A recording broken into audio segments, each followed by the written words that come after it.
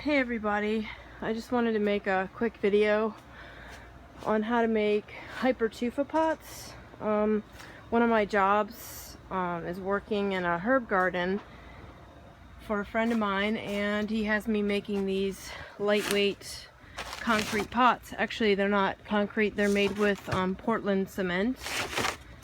And you know, I've just kind of been playing around with some different designs and trying to see what sells this year. Every year I get a little more creative. I tried to do a yin yang, and we'll see how these sell this year. And I started to incorporate bark from the tree. So I just walked around outside and started picking up random found objects from nature, and I want to try to incorporate a lot of that into my pots this year, just to make it a little bit different so people have variety. So anyway, since I'm making a large quantity, I have to use, I have to buy huge bags of this, but you can get probably smaller portions of everything. Okay, so firstly, I will take a bucket, or actually you can just use, anything. You can even measure with something like this, because it's measured by parts. So to start off with, I do 1.5 parts of peat moss, and somewhere in here I made a little line. Yeah, there it is. There's my full line, and I fill it up with peat moss to there, and I dump it in this wheelbarrow. Now I suggest wearing a mask. I've got one of these frog looking masks. They're very fashionable. So I put these on when I'm working, just because of all the dust, especially when you're going to be working with perlite. This stuff here is vicious to your lungs. So anyway, yeah, so I start with 1.5 of the peat moss here. Gotta make sure I get it all out of the bottom. It's been sitting for a few weeks, so and then I made another line right here. That's my half mark, so I'll fill that up with peat moss and dump that in my bucket here. And then I'll do the exact same thing with this perlite, 1.5 of that as well. And then I'll come over to my Portland cement, and I'll only do one of the Portland cement, and I will mix all that up in here, get it mixed up really good. And then I'll come over here, and you don't have to do this next part. If you want just a regular concrete color pot, you can leave it like that, but I like to experiment with colors. So I'm using some tans, some reds, blacks to kind of darken some of it, some browns, charcoal, just to kind of give myself a little bit of a variety. So I'll just add enough to the mixture that I'd say maybe a handful. It varies. Once you add the water, you'll be able to see the consistency a little bit more and the color. So after I add that, the next step is to get some of these fibers. Now there's different kinds of fibers. Last year I used different ones.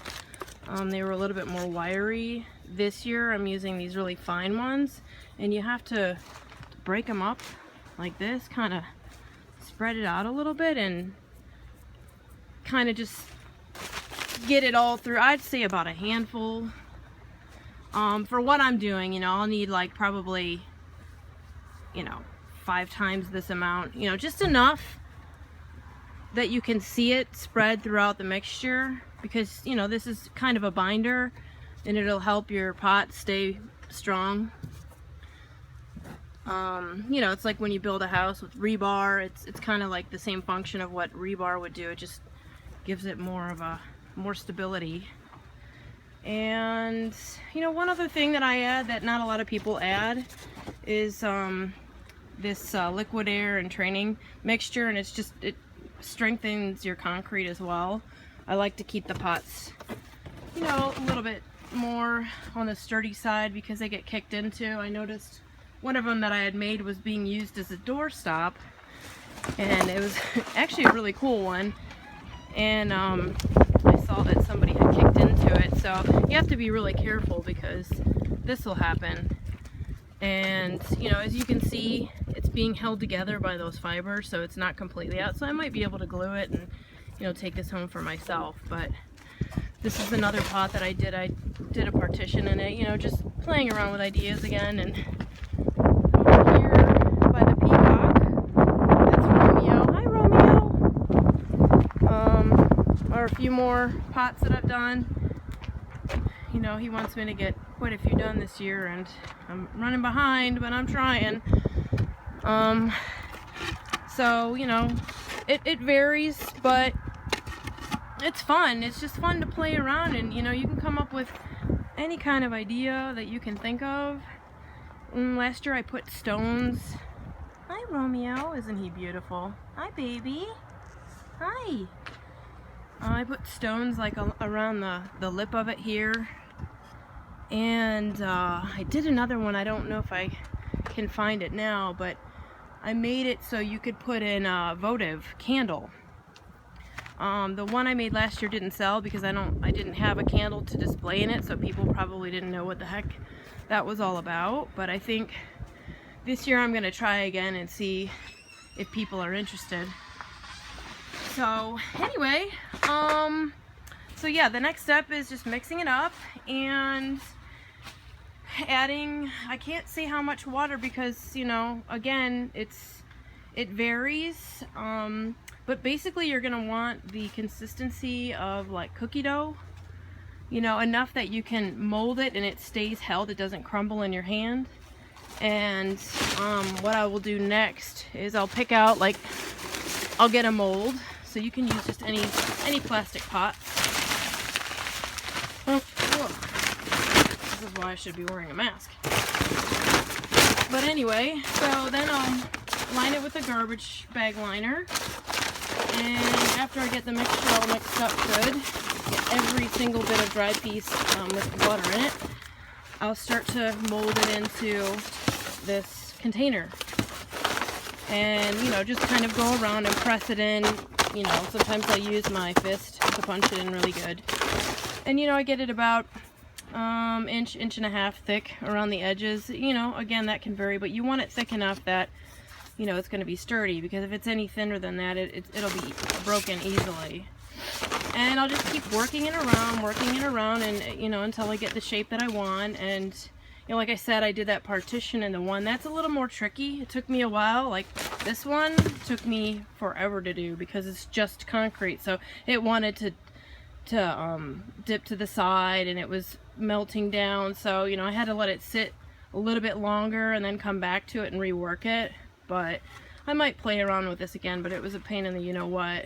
So, anyway, so yeah, after I'm done getting it molded, I might take a little bit more peat moss at the end and just like sprinkle like a very light mixture on the top, kind of to absorb any water that's coming to the top. And oh yeah, and I make finger holes in it too. Don't forget to make finger holes, and those are drain holes, not finger holes, drain holes. So, and then later I go in with one of these tools and I drill it out, you know, to make it nice and neat and uniform. So anyway, after that, I just sit it down. I don't need to cover it because there's not a whole lot of moisture in this greenhouse, but if you're doing it outside or you have it in your barn or garage, I would cover it up for a day or two, and just, you know, no more than 2 days do you want to let it sit, because the longer you let it sit, obviously the longer it's going to cure and the harder it's going to be. And for the next process of what you want to do, you don't want it to be very hard, because that's going to make a lot of extra work, because this is what you want to be able to use to put texture in on the edges here. So normally it'll be kind of smooth, so you want to come along and you want to take a wire brush.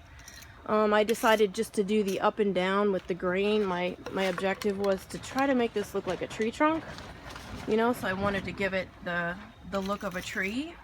And I'm really liking this one. This is my favorite design so far. But on some of these, I'll just, you know, I'll just go around. I'll go sideways like this, or I'll just do different angles, and same with this, go all the way around. And so let's say you don't get to it within the 2-day period, 2 or 3 days, 3 at the absolute most. You don't want to go any more than that. Then you can do something that I really, really hate to do, and I've ripped many pairs of jeans and cut my leg many times, and it's pretty dangerous, so you kind of want to avoid that. But you can get one of these. It's like a cutoff grinder with a wire brush attachment, and these tools are pretty powerful, so you have to know what you're doing when you use these, otherwise you can cause some damage to yourself. So it is not suggested to use these, but if you do and things come up, as they do in life, I know, and you can't get to the pots immediately, then you can use one of these, and they have different attachments that you can use, and you just go around it lightly and kind of brush it out. Now that's, you know, that's if you want to have texture on it. You don't have to. You can just leave it as is and not do anything with it. So yeah, that's almost the final step. So yeah, once that's done, the last step is to get a propane tank with a torch and fire that baby up. And you see all these little fibers that are sticking out here? Just lightly run that torch across it all the way around and burn those off. Unless you like it. Again, it's a matter of personal taste.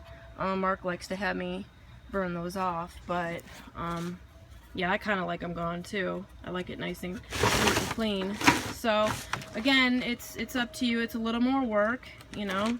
It adds time to the making of the pot. If you want to leave it as organic as possible, then don't do anything at all. But I think by doing these touches with the wire brush and the torch, it just kind of makes it look a lot more clean. So yeah, anyway, that's the quick tutorial on how to make Hypertufas. Now there's different recipes online. You can do 1 part, 2 parts, 2 parts, and vermiculite, I think, is another one that you can add to it. I'm not sure if that's how you say it, but there's a few different recipes out there, but this one, the one that I've come up with here is the one that seems to work out for me the most. So anyway, I hope you guys enjoyed this video and got to see a little bit of one of the many jobs that I do. And if you have any questions, let me know. I'm hoping maybe, you know, at some point I can maybe teach a class out here at the herb farm and, you know, get people involved in it, because it's fun and these are really great. You know, you can save yourself some money and, you know, make your own pots. And, you know, just get creative. This is like a form of meditation for me. I love working here. I mean, who wouldn't want to work in a greenhouse when it's practically snowing outside? So anyway, yeah, that's it. So enjoy and have a good day. Bye.